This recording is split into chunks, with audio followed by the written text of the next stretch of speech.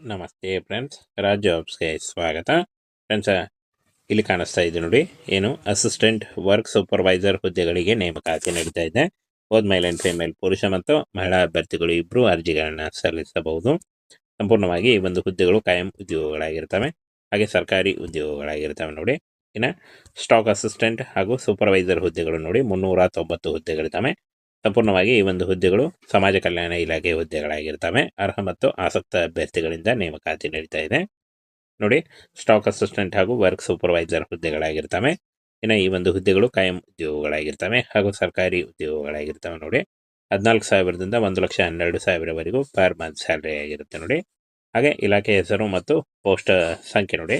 ಕೃಷಿ ಉತ್ಪಾದನಾ ಇಲಾಖೆಯಲ್ಲಿ 88 ಹುದ್ದೆಗಳಿದ್ರೆ, ಸಹಕಾರಿ ಇಲಾಖೆಯಲ್ಲಿ 18 ಹುದ್ದೆಗಳಿದ್ದಾವೆ.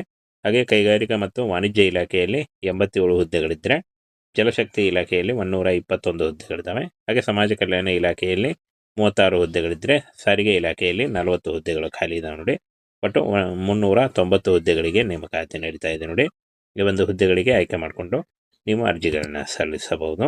ಇನ್ನು ಪೋಸ್ಟ್ ಹೆಸರು ಹಾಗೂ ಪೋಸ್ಟ್ಗಳ ಸಂಖ್ಯೆ ನೋಡಿ. ಸ್ಟಾಕ್ ಸಹಾಯಕ 45 ಹುದ್ದೆಗಳಿದ್ದಾವೆ. ಇನ್ನು ಮೀನುಗಾರಿಕೆ ಮತ್ತು ಅಭಿವೃದ್ಧಿ ಸಹಾಯಕ 33 ಹುದ್ದೆಗಳಿದ್ದಾವೆ ನೋಡಿ. ಮೀನುಗಾರಿಕೆ ಮತ್ತು ಉಪ ನಿರೀಕ್ಷಕರು 7 ಹುದ್ದೆಗಳಿದ್ದಾವೆ.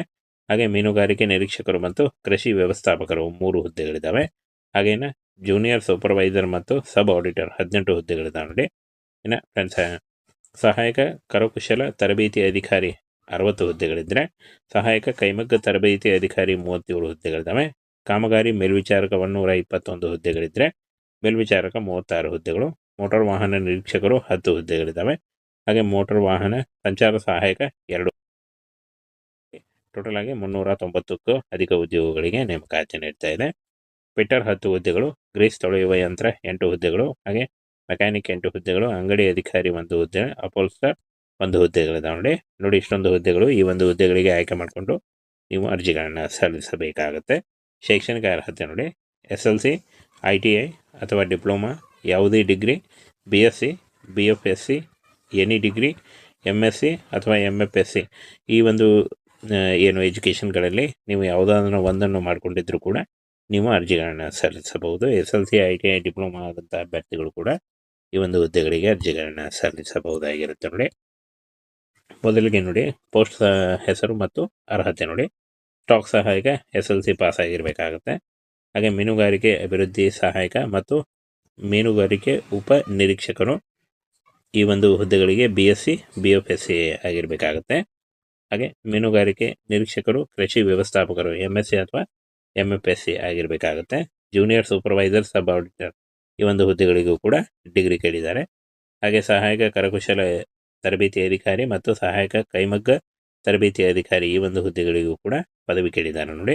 ಇನ್ನು ಕಾಮಗಾರಿ ಮೇಲ್ವಿಚಾರಕ SLC ಅಥವಾ ITI ಮೇಲ್ವಿಚಾರಕ ಈ ಒಂದು ಹುದ್ದೆಗಳಿಗೆ PUC ಆದಂಥ ಅಭ್ಯರ್ಥಿಗಳು ಅರ್ಜಿಗಳನ್ನು ಸಲ್ಲಿಸಬಹುದು. ಇನ್ನು ಮೋಟಾರ್ ವಾಹನ ನಿರೀಕ್ಷಕರು ಹಾಗೂ ಮೋಟಾರ್ ವಾಹನ ಸಂಚಾರ ಸಹಾಯಕ SLC ಅಥವಾ ITI ಅಥವಾ ಡಿಪ್ಲೊಮಾ ಅಥವಾ ಯಾವುದೇ ಒಂದು ಡಿಗ್ರಿನ ಅರ್ಜಿಗಳನ್ನು ಸಲ್ಲಿಸಬಹುದು. ಗ್ರೀಸ್ ತೊಳೆಯುವ ಇಲ್ಲಿ ನೋಡಿ, ಗ್ರೀಸ್ ತೊಳೆಯುವ ಯಂತ್ರ ಮತ್ತು ಫಿಟ್ಟರ್ ಮೆಕ್ಯಾನಿಕ್ ಈ ಒಂದು ಹುದ್ದೆಗಳಿಗೆ SLC ಅಥವಾ ITI. ಅಂಗಡಿ ಅಧಿಕಾರಿ ಈ ಒಂದು ಹುದ್ದೆಗಳಿಗೆ ಡಿಪ್ಲೊಮಾ ಅಥವಾ ಎನಿ ಡಿಗ್ರಿ. ಅಪೋಸ್ಟರ್ ಹುದ್ದೆಗಳಿಗೆ SLC ಅಥವಾ ITI ಆದಂಥ ಅಭ್ಯರ್ಥಿಗಳು ಅರ್ಜಿಗಳನ್ನು ಸಲ್ಲಿಸಬಹುದಾಗಿರುತ್ತೆ. ಇನ್ನು ಯಾವ ಒಂದು ಹುದ್ದೆಗಳಿಗೆ ಎಷ್ಟು ಸಂಬಳ ಅಂತ ನೋಡೋದಾದರೆ, ಸ್ಟಾಕ್ ಸಹಾಯಕ 21,000ದಿಂದ 81,000 ಇರುತ್ತೆ. ಮೀನುಗಾರಿಕೆ ಅಭಿವೃದ್ಧಿ ಸಹಾಯಕ 35,000ದಿಂದ 1 ಲಕ್ಷ ಇರುತ್ತೆ. ಹಾಗೆ ಮೀನುಗಾರಿಕೆ ಉಪನಿರೀಕ್ಷಕರು 21,000ದಿಂದ 81,000 ಇರುತ್ತೆ.